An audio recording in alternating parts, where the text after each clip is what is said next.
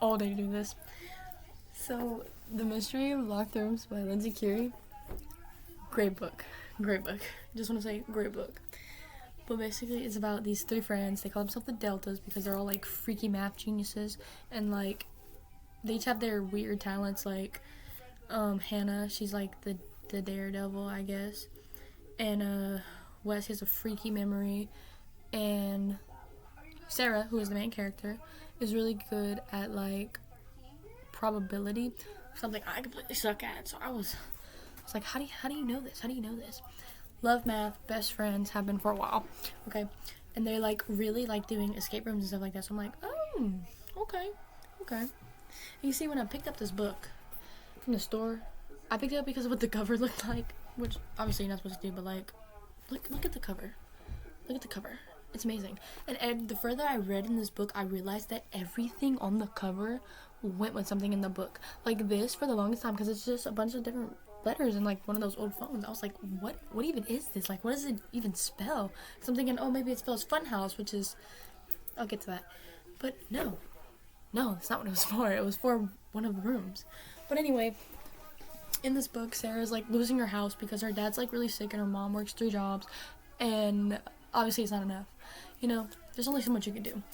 And she goes to her friends and she's like, guys, I'm gonna have to move. I don't know what to do. Like, and then they're like, well, there's this thing called a fun house, okay? So the fun house was built by like the triplets, and these triplets all died before they can actually open it. But there's like this treasure in the house, like, you know, treasure, you know, gold, right?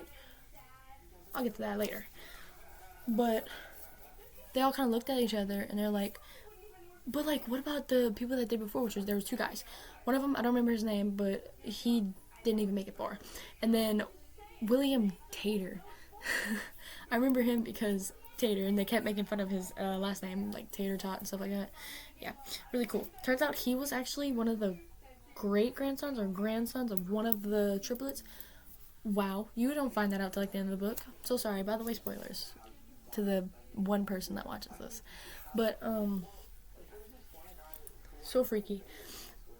And so they're just kind of looking like, well, there's a possibility that it doesn't exist, but there's also the possibility that it does. There's a possibility that we will get caught, and there's a possibility that we don't. Okay? And so they just do all kinds of research, and they're just like, this is kind of freaky weird. It's weird. They're like, this kind of reminds me of something.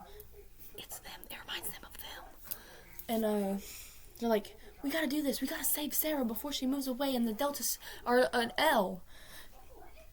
They said that in the book because they are a triangle, and so without one of the sides, it's just an L, and L stands for losers. That's what they say in the book. I cannot find the page. I was looking for it.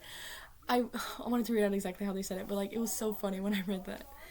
But anyway, so they lied to their parents. They're like, oh, we're going to one of our new escape rooms. No, they didn't. And they went to this fun house, and this fun house was crazy. Like, every room was different, and like, I was like, wow. The people who made this book made these characters so creative. Like, I love seeing the way their brain worked. It reminded me of me because it's like everything all at once, different things in a room, puzzles.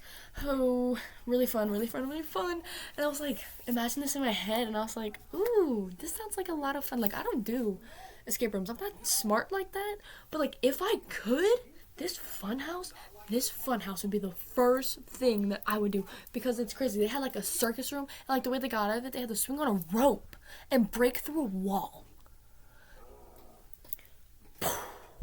Crazy. And here's the funny part. They kept saying that Wes was like bigger than both of them, and so when Wes swung on the thing, Sarah was like, well, if he comes towards me and expects me to catch him, it's gonna be like catching a piano. Baby, that's mean. That's your best friend. But anyway, they had that one. They had the box room. They had another box room because they did the wrong thing and they were trying to go too fast. And in this box room, you had to pull the right box, and it was patterned, and they moved if you got it wrong too many times. They had a mirror maze, a bunch of them, like a bunch of mirror mazes, and they were triangles. Some of them were square. That's more towards the end of the book. Apparently, they had an underwater room, a pirate ship room. They had a very big library. That one was crazy. They had a secret tunnel. I for some reason, when I was reading that part, I imagined them like getting smaller and smaller and smaller until they were like this. I don't know how they got into that, but like obviously they're small kids. This is a kids book. I love kids books, but like obviously they're like pretty small. But like all three of y'all, that's crazy. And then today when I finished it, one of the rooms had statues, and Hannah stood on the pedestal. Like there was 3 pedestals empty, so each of them stood on a pedestal, and Hannah was the unlucky one. Hers sunk into the ground and she was trapped in a cage. Y'all, this funhouse is actually crazy. And so they moved through everything. They somehow managed to get out, and then they're in the mirror maze, and the cops come. I was like shaking, biting my nails, like, oh my gosh, they're getting caught. They don't cooperate. Obviously, why would they? Like, their best friend's gonna move away. They're not gonna leave out there without the treasure. And so they're like, oh, it's right ahead. The next room is the last room with the treasure. Blank room. Nothing but the slides lead out of the house. So Hannah goes first. She's sliding down. And then Wes goes. They both get caught by the police. And Sarah's just taking a look around like, this is my last time with my friends. Then she looks at the top of a slide and she sees a latch. And in this latch is some papers. And she's like, I don't have time. And so she grabs papers, puts them in her pocket, and slides down the slide. And she's getting interrogated by her mother. Cops surrounding the building. And you'll never guess what those papers were. The deed to the fun house. Y'all, the treasure was the deed to the fun house. Like, what the fuck? That was so crazy. I was like, what?